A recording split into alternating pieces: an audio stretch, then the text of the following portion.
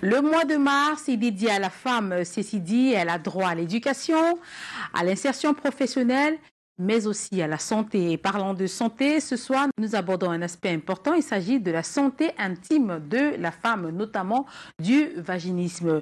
Et pour en parler, nous recevons un spécialiste dans un instant. Mais avant, je vous invite à vous installer confortablement.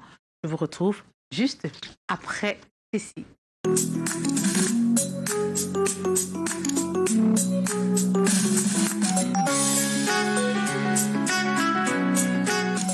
Bonsoir à tous, bienvenue dans Check-up, votre magazine de la santé sur Canal 2 International. Ce soir, nous abordons la question du vaginisme. De nombreuses femmes en souffrent, mais très peu s'expriment à propos.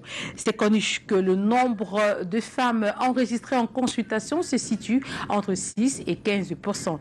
Raison pour laquelle nous invitons celles-ci à mieux s'informer sur le sujet, un sujet qui fait d'ailleurs l'objet de Check-up ce soir. Pour mieux aborder cette thématique, nous recevons sur ce plateau un jeune médecin, le docteur Samgwa Oseni. Bonsoir. Bonsoir Mireille, bonsoir tous les assistants, bonsoir tous les téléspectateurs qui nous regardent en ce moment. Alors docteur, nous parlons de vaginisme ce soir. Dites-nous, c'est quoi le vaginisme? Alors merci déjà pour votre question. Alors il faut noter que le vaginisme c'est quoi en quelque sorte? Le vaginisme découle d'un mot qui s'appelle le vagin, qui est une composante de la page génitale de la femme. Voilà. Le vaginisme en lui-même place, c'est un état de trouble sexuel, c'est un dysfonctionnement, c'est une anomalie des muscles du vagin, c'est-à-dire ces muscles qui autour de l'orifice vaginal. Alors qui se caractérise tout simplement par une contraction involontaire douloureuse des muscles du périnée. Voilà. À la suite de toute tentative de pénétration, que ce soit par un sexe opposé, ou même par un objet, ou même par le doigt peut-être d'un partenaire. Voilà, c'est un peu comme ça qu'on peut poser le vaginisme. Alors, pour mieux illustrer le contexte par rapport à une situation de la vie quotidienne, alors imaginez-vous un instant, on vous rapproche un objet, je dis n'importe quoi, un crayon, ou bien peut-être une mouche qui a tendance à se rapprocher près de l'œil. Quelle est votre réaction? Il y a activement une fermeture des paupières. Vous voyez là, c'est un mécanisme de réflexe. C'est exactement comme ça qu'on peut assimiler cette situation à la situation du vaginisme.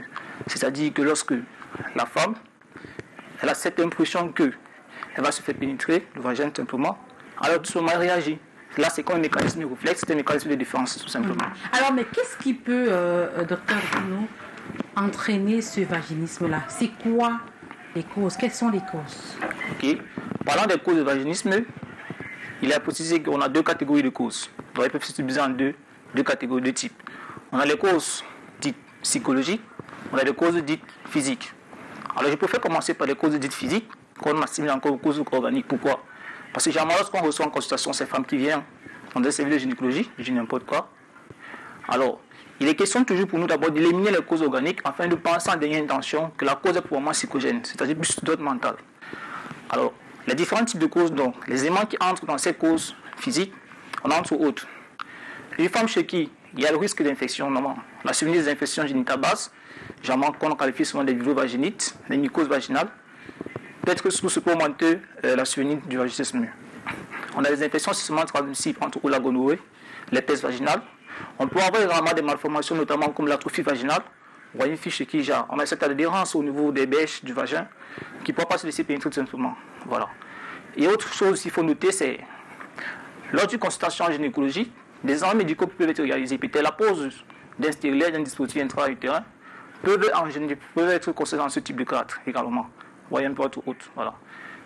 Les autres causes qu'on tient à préciser ici sont les causes sur le plan d'ordre psychologique.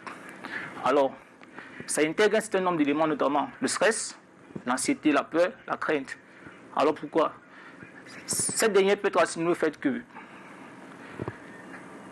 on peut assimiler les causes psychologiques à deux éléments qu'on subit généralement, le vaginisme privé et le vaginisme secondaire. Ce sont les deux types. La nuance, c'est quoi? C'est que dans le vaginisme primaire, on a une femme qui ne s'est jamais laissée pénétrer, quoi que ce soit. Qui est encore vierge, toute vierge, comme en quelque sorte, voilà, on peut le dire ainsi. Pourquoi? Peut-être c'est une femme qui a une méconnaissance de son corps, qui ne maîtrise pas son organisme. Peut-être par la crainte que si elle se fait pénétrer par l'inconnu qui est en face d'elle, mais la douleur qu'elle pourra ressentir. Par contre, dans l'autre versant, lorsqu'on parle de vaginisme secondaire, c'est une femme qui a déjà une vie sexuelle au préalable, normale ou active. Oui. Mais ayant subi peut-être un événement traumatisant, par exemple, je peux dire n'importe quoi, ça peut être un abus sexuel, ça peut être peut-être lors de l'accouchement, la grossesse, tout le reste. Voilà. Maintenant, revenons donc toujours dans les causes. Les causes physiques, quand il faut intégrer, il y a des situations notamment comme, vous voyez peut-être une femme qui est ménopausée, un exemple comme ceci. On a une sécheresse vaginale et tout le reste. Elle ne pourra plus. Donc vous voyez qu'elle peut être assimilée à cette femme qui a un âge pour que bien ces jeunes filles peuvent avoir le même état d'esprit, en quelque sorte. Alors si je vous comprends bien, les femmes de tout âge peuvent souffrir de vaginisme. Quelles sont les manifestations? Comment savoir qu'on souffre de vaginisme? Est-ce qu'il y a des signes qui alertent au préalable? Ok, je prends un exemple. Un individu qui vient à l'hôpital, peut-être qu'il vient peut-être pour céphalie, je ne sais pas quoi, fièvre et tout le reste, on pose un outil qu'il a, il fait un paludisme. Mais la nuance avec le vaginisme, c'est qu'il n'y a pas vraiment de symptômes. Jamais l'air symptomatique dans la plupart des cas. Oui. Mais sauf que l'une des manifestations les plus fréquentes qu'on rencontre en consultation et tout, c'est ce qu'on appelle généralement des dyspareunies, c'est-à-dire des règles douloureuses, des rapports douloureux, voilà, des douleurs des rapports sexuels. Donc on a tendance à assimiler le vaginisme aux dyspareunies. Oh, c'est pas ça, c'est deux thèmes totalement différents. Et vraiment, ce qu'on tient à noter, c'est que on a une patiente qui est en face de nous, qui vient plus dans un contexte psychologique. C'est-à-dire une patiente qui est angoissée, qui est anxieuse, qui est stressée, qui va vous dire, voilà, généralement, lorsqu'elle est en plein acte sexuel, elle n'a même pas été pénétrée, mais pour elle, elle s'imagine déjà qu'elle était pénétrée. Donc c'est un peu ça. Alors on va mieux présenter les images qui permettent un peu de mieux circonscrire le cadre. Vous allez essayer un peu de voir ce qu'on entend par vaginisme et tout. Vous allez voir que c'est une femme qui c'est impossible de la pénétrer, carrément. On peut voir quelques images là sur l'écran. Voilà. Là on aperçoit des images notamment. Voilà, on nous fait état là, nous sommes dans une situation où il y a un coït, c'est-à-dire il y a un acte sexuel qui est en cours. Et là on se remarque dans la première image, dans la première illustration, c'est un homme qui est avec une vierge pratiquement qui est flaccide. Pourquoi? Parce que là, il cherche le passage, mais il n'aboutit pas. Là, on voit ici que la pénétration est carrément difficile, elle est impossible. Oui. Par contre, dans la deuxième illustration, on a quand même une tentative, on a une impression qu'il y a un semblant de pénétration. Mais sauf que la partenaire, elle va réagir. Elle va réagir en un moment donné. Cette réaction de blocage, c'est de manière inconsciente, vu que c'est une maladie. Bien sûr, tout à fait, effectivement. Et il faut aussi noter que cela est régi par, on va dire, un processus hormonal en quelque sorte. Parce que la personne qui est anxieuse et tout le reste, c'est un mécanisme de réflexe qui se met en jeu et rapidement, elle contracte il y a cette contraction, comme nous étions tantôt, les muscles autour du vagin et qui fait qu'un blocus. On ne pourra pas aller plus qu'au-delà de cela. Parce que la personne, elle se sent de réagir. C'est elle qui exprime cela en fait. Alors vous avez dit que les simples symptômes, c'est juste... Le principal symptôme généralement qui amène en consultation, c'est ce qu'on appelle une dyspareunie, c'est-à-dire pour dire des rapports sexuels douloureux en quelque sorte. Voilà. Vous voyez que dans la dyspareunie, il y a eu un contact. Le rapport est douloureux. Mais dans le vaginisme, on ne sait pas s'il y a eu pénétration. Si jamais il y a eu pénétration, où est-ce qu'on se situe? Donc c'est un peu ça pour essayer de mieux étayer la situation. Alors une femme qui souffre de vaginisme, quelles peuvent être les conséquences? Parlant des conséquences du vaginisme au niveau de... Les conséquences sont à plusieurs niveaux. Déjà même dans un contexte d'autres, on va dire sociaux et conséquences sociales et tout le reste. Oui. On voit déjà que c'est une femme chez qui déjà on peut dire sa vie conjugale. Sa vie conjugale. Si elle est mariée. Si elle est mariée, qui est un peu menacée en quelque sorte. Oui. C'est une femme qui ne peut plus jouir vraiment de son foyer et tout le reste. Quand elle va se dire peut-être qu'à ce moment donné, le conjoint de le partenaire aura tendance plus à fréquenter peut-être des relations, on va dire extra-conjugales. Oui. Pour lui, il va se dire là, j'ai affaire à ma conjointe qui ne peut pas me satisfaire, me faire plaisir et tout le reste. C'est pourquoi, généralement, ce qu'on demande au couple généralement de faire souvent, c'est d'écouter sa partenaire. Donc c'est le jouer à plusieurs niveaux. Là, on va aborder les différentes modalités de prise en charge, on va essayer d'évoquer cela. Et l'autre conséquence à côté de cela, sur le plan physique, vous êtes en dos, c'est une femme, elle est psychique. Elle ne pourra pas s'en passer de cette idée-là.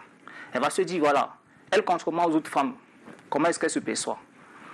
Donc c'est une femme qui va se dire, voilà, est-ce qu'elle est homme, est-ce qu'elle est femme? Elle va se développer certaines astuces, certaines idées entre temps, auxquelles elle ne pourra pas s'assimiler comme d'autres femmes de son âge ou bien quoi que ce soit. Car c'est quoi le facteur majeur qui est généralement en jeu, c'est la douleur. Et comme vous êtes tantôt, cette douleur est régie par une pléthore de situations qu'on avait expliqué le mécanisme plus haut.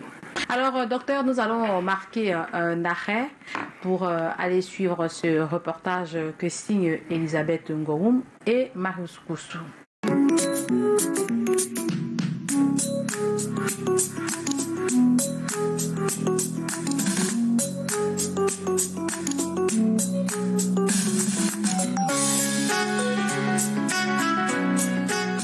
Femmes sur 10 interrogées sur le vaginisme dans les rues de Douala affirment n'avoir jamais entendu parler de cette maladie. Je ne ressens pas de douleur. Alors je ne connais pas cette maladie. Je n'ai jamais compris parler de ça. Je n'ai pas encore entendu parler de ça. No, I don't know. Now, so if I meet with my man, I dey feel pains. For inside the pains, I dey feel say now when I don't stay, oh I know now you dey disturb, I don't know where dey disturb. Comment des pénétrations, oui. Je ressens souvent des douleurs. Mais ça, c'est rare quand même. C'est un fait naturel. Peut-être si le vagin est un peu rétréci, c'est un effet naturel, tout simplement. Et surtout lorsqu'il est sec. Pourtant un trouble qui touche beaucoup de femmes et se manifeste par une peur panique de la pénétration au moment de passer à l'acte sexuel, ce qui cause très souvent des relations intimes douloureuses. À défaut de consulter, elles choisissent de s'enfermer dans le silence. Le vaginisme, une maladie qui empêche aux femmes de pouvoir jouir pleinement de leur sexualité. Un tabou qui affecte également la vie de couple. En Afrique et au Cameroun en particulier, ces patientes peuvent se sentir coupables ou honteuses de ne pas être en mesure de satisfaire leur partenaire. Les causes du vaginisme sont nombreuses. D'après les professionnels de la santé, une éducation stricte par rapport au sexe peut engendrer des blocages psychologiques. Le stress, des troubles sentimentaux ou professionnels peuvent aussi favoriser l'apparition de cette maladie. La communication est donc la première recommandation des psychothérapeutes. Être ouverte et parler de ses émotions sexuelles à son partenaire peuvent aider à guérir le vaginisme. Avec l'aide des professionnels de la santé qualifiés, le vaginisme peut être traité avec succès. Le travail commun permettra de renforcer l'intimité émotionnelle et physique de la femme. Retour sur ce plateau, dans le reportage, on se rend compte que beaucoup de femmes ne maîtrisent pas leur corps et ne savent même pas ce que c'est que le vaginisme. Ça veut dire que, docteur, le vaginisme reste encore une maladie mal connue au Cameroun? Oui, bien sûr. Ou dans le monde? Bien sûr. Déjà, les chiffres du ski, en consultation gynécologique, on reçoit pratiquement 6 à 15% des femmes qui viennent pour consulter. Et ce qu'on a noté, c'est que beaucoup de femmes en souffrent, comme on l'avait dit dans notre contexte, en société, mais très mal ont souvent des mots placés pour pouvoir exprimer ce qu'elles ressentent. Parce que ce n'est pas évident, vous voyez une jeune fille qui vient en consultation, vous faites part de sa vie, peut-être de sa santé intime, de sa vie d'ordre sexuel et tout. Pour d'autres, par contre, ça reflète ce qu'on appelle peut-être de l'ignorance. Oui. C'est la raison pour laquelle on invite cette assistance, ces populations entre autres, à davantage être éduquées en ce qui concerne la santé de reproduction. Donc j'entends santé de reproduction, ce qu'on appelle la santé intime et tout le reste. Parce qu'on s'est rendu compte également qu'il y a des habitudes, des pratiques, entre autres que les profanes, si je vais permettre de l'expression, réalisent au quotidien, qui sont des facteurs pourvoyeurs, favorisant aussi la survenue de ce vaginisme. Je prends entre autres. Vous voyez une jeune fille qui vous dit peut-être qu'elle a une connaissance de sa santé intime, qui maîtrise peut-être faire sa toilette intime. Bon, c'est pas ça. Généralement, la flore vaginale est amenée à se nettoyer tout seul. Mais on entend souvent en routine, je dis des choses du genre, non, chaque mois je prends le vulve pour me permettre de nettoyer le corps, des choses comme ceci. Non, c'est pas indiqué. C'est pas indiqué. C'est une automédication qui c'est une médication. Entraîner un vous voyez là, c'est un facteur de risque, bien sûr. Un autre problème de santé intime. Exactement. Autre chose également, c'est quoi? C'est lors de la toilette, vous voyez, au niveau de la conformation chimique, c'est-à-dire la structure chimique au niveau du vagin, elle a ce qu'on appelle, elle est faite d'une acidité. Donc le pH est acide. Mais je prends peut-être, je ne sais pas quoi, un produit caustique, en l'exemple peut-être du savon, qui est une solution basique. Lorsque je nettoie les parties intimes, et que, je ne sais pas, par inadvertance, allez, j'introduis le doigt dans le vagin. Vous voyez que vous prenez une base, un acide, ça fait ce qu'on appelle une solution. Donc vous avez tamponné le milieu. Or, la flore vaginale que nous avons, elle fait ce qu'on appelle du flore comme ça, donc qui regorge un certain nombre de bactéries utiles qui sont censées protéger la femme. Oui. Mais dès lors que vous venez avec des acteurs, des agents extérieurs, étrangers et tout, ça va donc modifier cette structure-là à ce niveau-là et qui pourrait donner avantage expliquer vraiment cette situation de vaginisme à la longue plus tard. Alors, nous allons parler à présent de la prise en charge de ce vaginisme-là, docteur Oseni Sangwa. Mais avant, si vous prenez le programme à l'instant, bienvenue. C'est Check-up, votre magazine de la santé, diffusé tous les mardis à 21h sur Canal 2 International. Et ce soir, nous parlons du vaginisme. Ceci relève de la santé intime de la femme. On se rend compte que de nombreuses femmes en souffrent de plus en plus, mais très peu savent qu'il s'agit effectivement de cela. C'est pourquoi nous en parlons ce soir avec notre spécialiste. Quelles sont les méthodes de prise en charge mises en place pour aider ces femmes-là lorsqu'on parle déjà de prise en charge de traitement, il y a deux volets. Oui. Traitement d'ordre curatif et préventif. Alors, permettez-moi d'abord d'aborder la notion curative. Est-ce qu'on peut soigner le vaginisme? C'est-à-dire, un patient, je prends des patients qui vont à l'hôpital, on dit paludisme. Je sais que je vais lui mettre, je ne sais pas quoi, un médicament antipaludien. Il va trouver guérison. Mais sauf qu'il n'y a pas un médicament qui va soigner le vaginisme. Non. Cette fois-ci, on aura recours aux manifestations. On va plus jouer sur les manifestations cliniques, c'est-à-dire les symptômes. Et c'est la raison pour laquelle on a l'habitude d'évoquer que la prise en charge du vaginisme est d'ordre multidisciplinaire. C'est-à-dire qui implique, qui regorge plusieurs disciplines de la santé sexuelle et de reproduction. Et ainsi, ça qui met en jeu plusieurs professionnels de santé, notamment le sexologue, le gynécologue, vous voyez un peu, surtout le psychologue, parce que c'est la présence d'un psychologue, vraiment, c'est d'ordre vraiment très très capital, quelque sorte. Alors, la meilleure façon de prendre en charge dans le vaginisme, c'est d'agir sur ces causes, tout simplement. On a évoqué tout à l'heure qu'on avait des causes d'ordre physique, des causes psychologiques. Alors, je vais commencer par les causes psychologiques. Dans les causes psychologiques, on a fait état, on a présenté plusieurs situations. C'est une patiente qui est anxieuse, qui est angoissée et tout le reste. Alors, on peut avoir recours à des médicaments qu'on appelle généralement des anxiolytiques ou des antidépresseurs pour essayer un peu de remédier, de soulager la patiente. Là, c'est gérer les symptômes. Alors, moi, tout à l'heure, une femme chez qui il y a cette méconnaissance de son corps, l'éducation thérapeutique qu'on ne sait pas. S'il y a des femmes, je prends un cas de figure, je ne sais pas quoi, vous voyez une femme qui va vous dire, voilà, elle n'a jamais connu le rapport, pourquoi? Parce que peut-être qu'elle a échangé avec sa maman, comme on dit souvent que la fille épouse de la maman, lors de l'éducation sur la vie sexuelle et tout le reste. Peut-être la maman a dit que voilà, tu dois connaître que l'homme peut-être à partir de tel âge. J'ai dit, un truc de ce genre. Vous voyez, c'est une fille qui ne pourra jamais à un moment donné se laisser pénétrer tant que l'âge où la maman avait peut-être, c'est pas recommandé, n'est pas atteint. Vous voyez un peu. Donc là, il faut aussi insister sur ce qu'on appelle à un moment donné, il faut améliorer les connaissances en sexologie avec ces personnes. Parce que de nos jours, ça dit que le sexe n'est plus un tabou. Ça se sujet à tous les niveaux, y compris le milieu scolaire. Tout à fait. Voilà. Surtout que ça contribue aujourd'hui à l'épanouissement de l'homme. Voilà. L'homme avec grand H. Voilà. Maintenant, dans les causes d'autres physiques, si jamais peut-être on a fait une femme qui souffre peut-être des infections, je ne sais pas quoi, génitales basses, c'est vraiment ce qu'on appelle des mycoses vaginales, des vulvovaginites, qui peuvent être associées à des infections génitales hautes, parce que chez la femme, la transmission est jamais ensemble au niveau de la flore vaginale. Alors, on peut avoir recours à des médicaments, notamment comme des antibiotiques, des ovules. Mais à titre de rappel, où je vais plus mettre l'accent, c'est que il faut éviter ce qu'on appelle l'automédication abusive. Parce qu'on s'est rendu compte à un moment donné que les filles ne savent même pas comment est-ce qu'il faut introduire l'ovule. Tu as une infection, oui, on a dit par le protocole, le mot d'emploi c'est comme ça et tout, mais qui se disent qu'on aime mais ne connaissent pas. Par contre, avec l'ovule, il y a une particularité aussi qui est importante de savoir. Autre chose. Et c'est quoi cette particularité? On profite de cette occasion pour que vous nous parliez de cette particularité. Alors, l'ovule, comment utiliser une ovule vaginale? Voilà, l'ovule, c'est une capsule qui contient ce qu'on appelle un principe actif à l'intérieur, qui est sous forme dissoute. Alors, lorsqu'on l'introduit, généralement la jeune fille a l'impression souvent d'introduire et s'arrête, elle pense qu'elle l'introduit. Non, vous ne l'introduisez pas en plein milieu vaginal. Vous allez l'introduire dans le vagin, juste de façon latérale. Allez dans un recoin, c'est une sorte de poche qu'on appelle un cul-de-sac. C'est là où vous devez fixer l'ovule. Parce que quand il va se dissoudre, il va y mettre son contenu et tout le reste.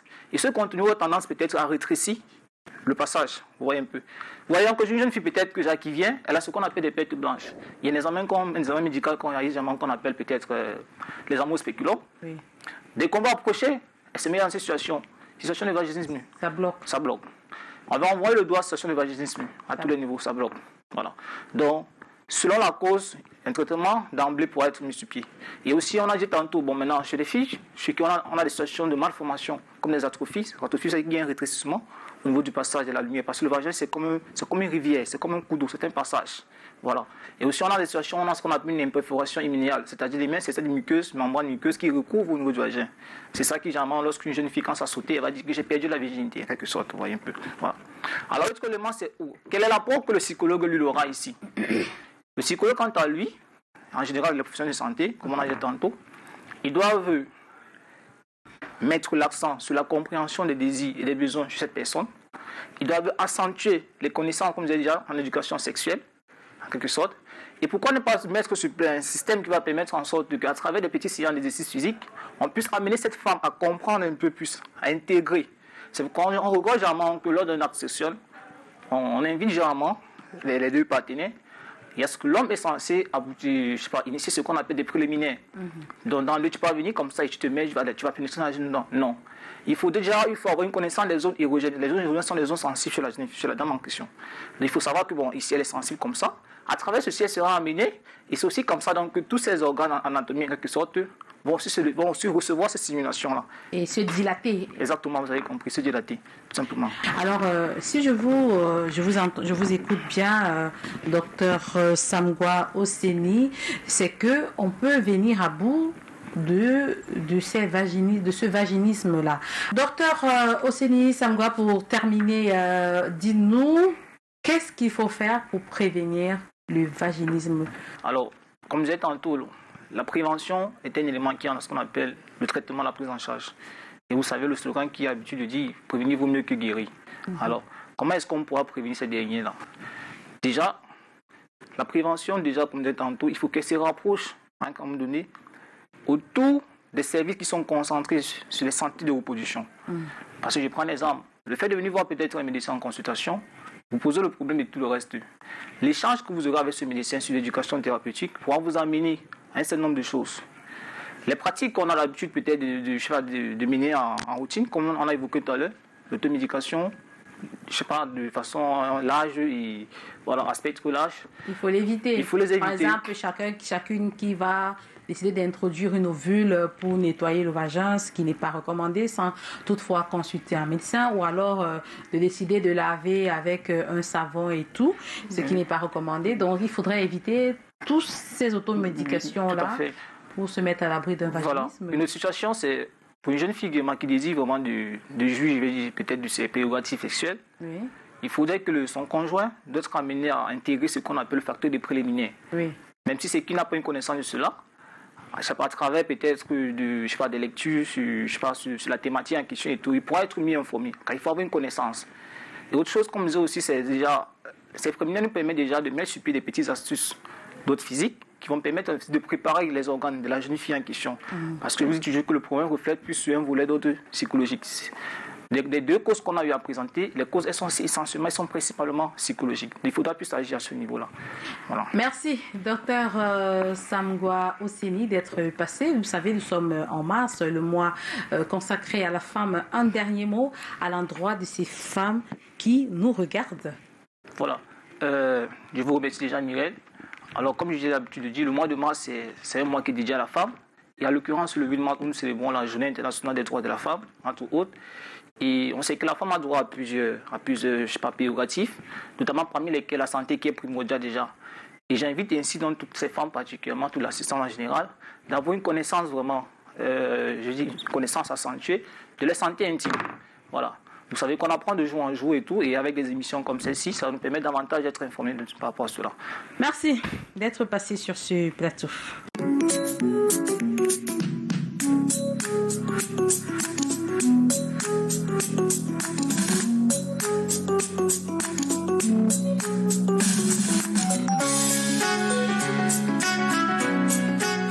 Bienvenue à vous qui nous rejoignez à l'instant. Le programme c'est Check-up. Si vous avez des suggestions, des propositions, des thèmes ou encore des remarques, n'hésitez pas, faites-les nous savoir via les adresses qui s'affichent au bas de vos écrans. Check-up, c'est votre magazine de la santé et nous entamons la deuxième partie de votre magazine de la santé qui est consacrée à la chronique du dentiste. Le docteur Joël Manfo, chirurgien dentiste, ce soir parle des affections dentaires chez la femme enceinte. Vous avez compris, nous sommes en mars et c'est le mois dédié à la femme. Je vous propose de l'écouter et surtout d'écouter cette femme enceinte qui fait un témoignage. Je suis venue voir le dentiste déjà plusieurs fois, au moins 4 fois pendant la grossesse. Et à cause de mon état, il y a certains soins qui ne pouvaient pas être administrés. Mais le dentiste a quand même géré parce qu'il a pris soin de moi et maintenant je me sens beaucoup mieux. Les affections dentaires chez la femme enceinte peuvent être source de stress, ce qui peut occasionner des troubles au niveau du fœtus. Concernant les affections dentaires les plus courantes chez la femme enceinte, nous avons d'abord la gingivite gravidique qui semble être donc l'affection dentaire la plus courante chez la femme enceinte. À cause des hormones de grossesse, il y aura donc une surréaction des gencives et donc un risque plus important de développer une gingivite. C'est donc ça la gingivite gravidique. Nous avons également d'autres pathologies qui sont assez courantes, Nous avons par exemple les parodontites, ce sont des affections du tissu profond, entourant la dent. Nous pouvons également citer les caries dentaires. Comme il y a un changement du régime alimentaire bien souvent chez la femme enceinte, avec une augmentation parfois de la consommation en sucre, le risque de développer les caries dentaires chez la femme enceinte est d'autant plus important. Nous avons également l'hypersensibilité dentaire. À cause des vomissements répétés, vomissements qui contiennent des produits acides provenant de l'estomac, lorsque ces vomissements-là vont entrer en contact avec les dents de façon régulière, ça va entraîner la fragilisation de l'émail des dents et donc le risque plus accru d'une sensibilité dentaire. En ce qui concerne le traitement, il y a deux grands principes qu'il faut respecter ici. Le premier, c'est qu'il faut toujours faire le soin général. Le premier, c'est qu'on recommande de faire les soins dentaires chez la femme enceinte autour du 2e trimestre et on évite le 1er et le 3e trimestre, tout simplement parce qu'il y a un peu moins de risques au 2e trimestre par rapport au 1er et au 3e trimestre. Et les traitements seront généralement des traitements très urgents qui entraînent des douleurs très importantes et dont un stress assez important chez la femme enceinte. Et on va éviter les traitements d'ordre cosmétique. Concernant les conseils pour prévenir les pathologies dentaires chez la femme enceinte, on peut d'abord commencer par citer le fait que dès la grossesse, dès le début de la grossesse, il faut prendre rendez-vous chez le chirurgien dentiste afin de faire un check-up et afin de prévenir les différentes affections dentaires qui pourraient se produire pendant la grossesse. Il faudra également suivre les règles d'hygiène dentaire, c'est-à-dire on se brosse les dents 2 fois par jour, le matin et le soir, toujours après les repas. Il faut mettre l'accent sur le fait d'éviter de mettre une force trop importante lors du brossage et d'utiliser aussi un matériel adapté, c'est-à-dire par exemple une brosse à dents à poil souple. Lorsqu'on est une femme enceinte et qu'on vomit beaucoup, il est fortement déconseillé de se brosser les dents directement après le vomissement. Il est important d'attendre une trentaine de minutes avant de pouvoir se brosser les dents. Vous pouvez d'abord rincer la bouche à l'aide d'un verre d'eau. Nous sommes arrivés au terme de cette autre édition de Check-up, votre magazine de la santé, qui en première partie était consacrée au vaginisme. Vous avez été suffisamment informés sur la question. En deuxième partie, aux affections dentaires chez la femme enceinte. Si vous avez d'autres préoccupations, n'hésitez pas. Faites-les nous savoir via les adresses qui s'affichent au bas de vos écrans. Merci de nous avoir suivis. Restez en compagnie des programmes du Canal 2 International qui se poursuivent. Bonne soirée à tous.